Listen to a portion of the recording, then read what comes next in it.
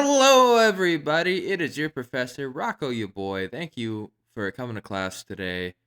And today's, events shall be in class. Topic will be faction terrain and why you need to use it. That is because I keep getting questions from people saying, "I don't want to play with it. I don't want to do it. How do I make it good? Why is it even here?" And this is my nice little guide, quick, dirty, easy guide here to be why you need to use it. Okay?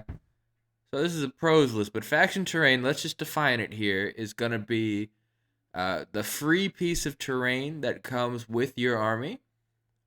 Not free in money, but free in points when you're building your army.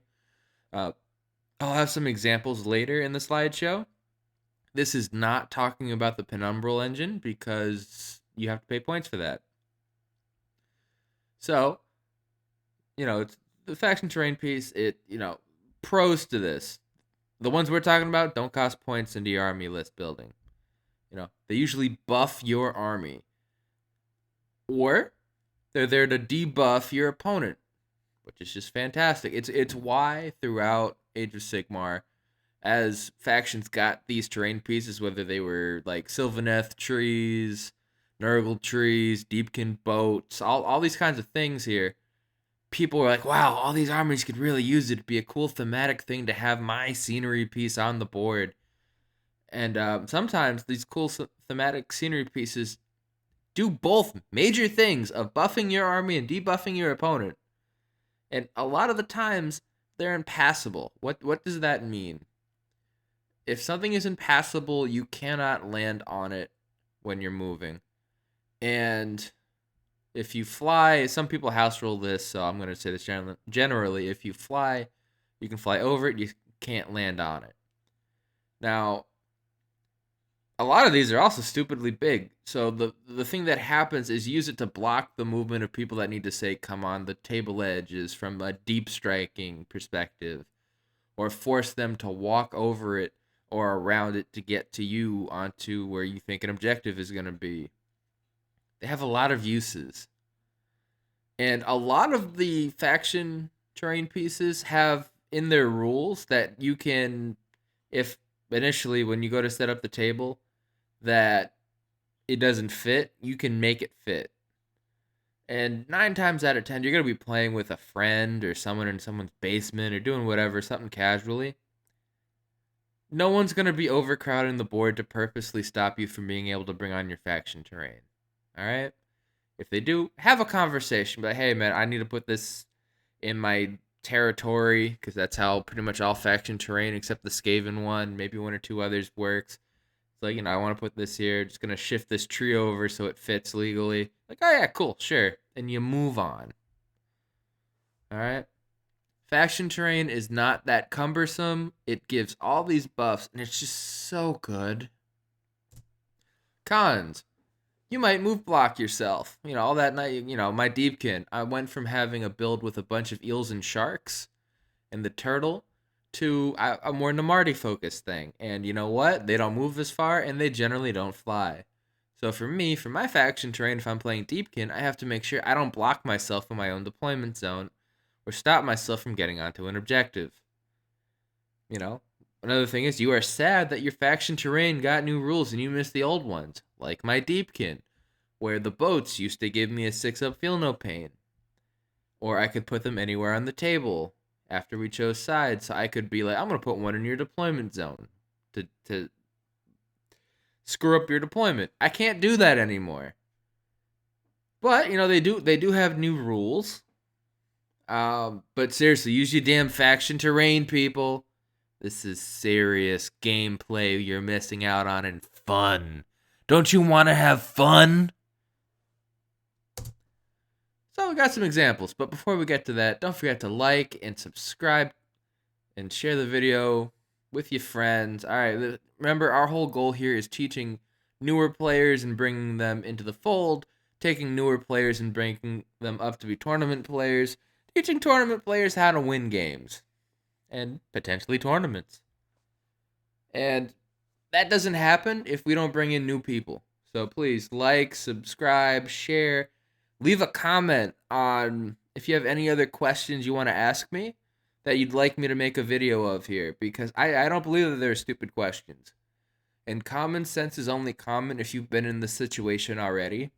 If you are a brand new person to this hobby, you don't know what you don't know, so you don't even know what to ask questions about. But here we are building a community, and I want to bring in more people so we can help them. So, talk in the comments, keep being kind. That's been a really cool thing about everyone here.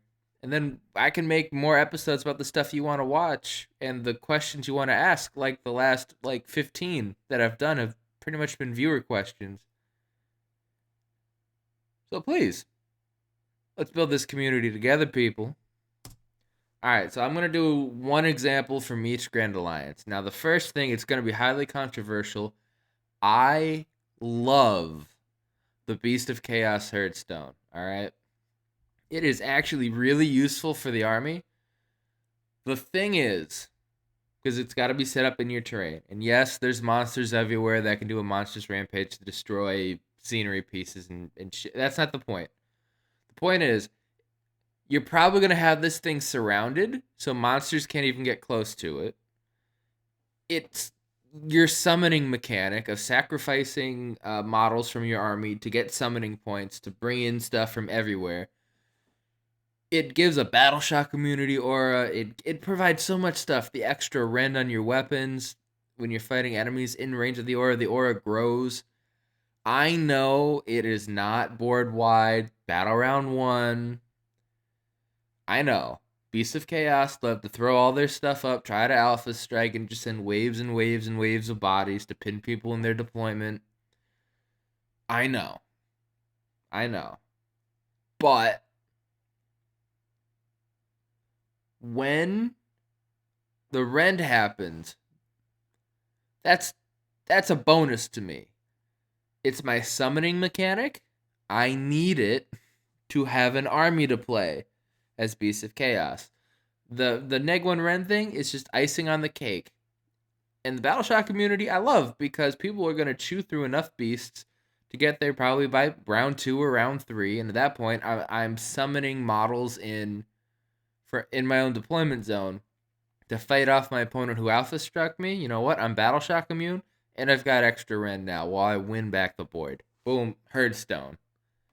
All right, that's the news. You heard?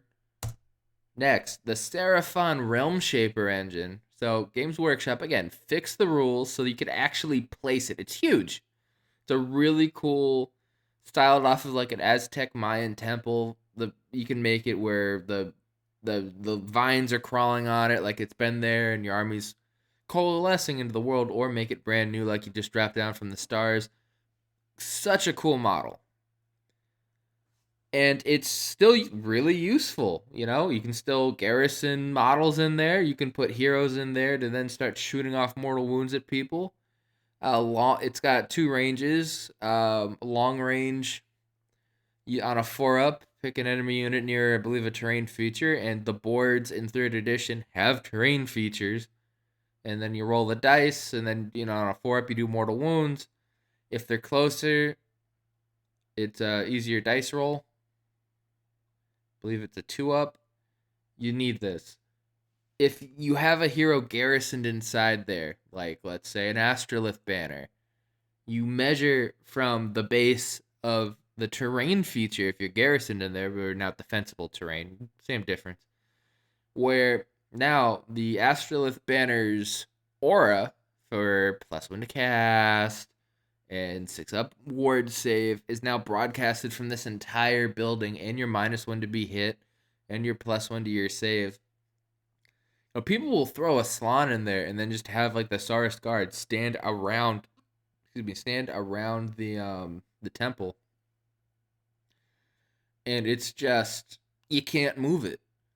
You can't move the Slann inside. You got to kill all the temple guard. By then, you're getting planked with so many mortal wounds. It's just not worth the manpower you're expending to try to worry about this. And this Realm Shaper engine has a legitimate place on the table. Gloom Spike kits. Now, They're not in the best of places. They've actually been worse though. So the Loon Shrine used to be, it only returned the bricks of goblins, like the old night goblins in the robes. It was like a unit and a half strength, so it was the stabbers or the shooters, and maybe one or two other units, but it never mattered. And now it's been fixed so that the trogs, the squigs, the spiders, they all the units of them, not the big monsters, but the units of them can come back. They fixed it. It's a band-aid for when the Gits book gets better, but this is still a bright spot. It's a big battle shock immunity bubble. It's defensible. It's impassable. It's huge and can protect your heroes like Skragroth the Loon King from getting shot by just hiding behind it. It just does so much for your army. It's what's keeping it alive right now and giving you a chance. And then it's those fanatics, and if you roll hot on squigs, but getting back, like you had like a unit of like 6 trogs and getting 3 of them back in a super elite build, it can be game changing. And with this Loon Shrine, it gives you a chance. And at the end of the day, that's just what you need, is a chance. And next we've got the Bone Reapers Bone Tithe Nexus. Now, the thing about this is I just love it. It is the thing that all other terrain really should be measured against. And yes, I know I said on the slide because it's huge, but it's freaking huge.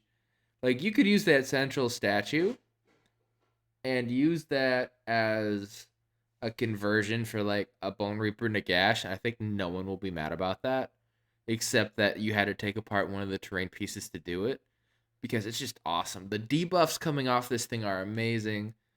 It is just everything you want in a flashy terrain piece, and it has the best rules for placing it because you put that down before you're supposed to put down any other terrain. Pop that bad boy in like the middle of the board if they don't have any monsters on their side to break this, and you're golden. All right. And with that, ladies and gentlemen, thank you for coming to class. I've had these emojis done for a very long time from my friend Hey GM Kenny, who I've talked about a few times, but I thought they'd do good on this slide. I don't know. I'm trying to up our production value a little bit. And with that, class dismissed. Bye.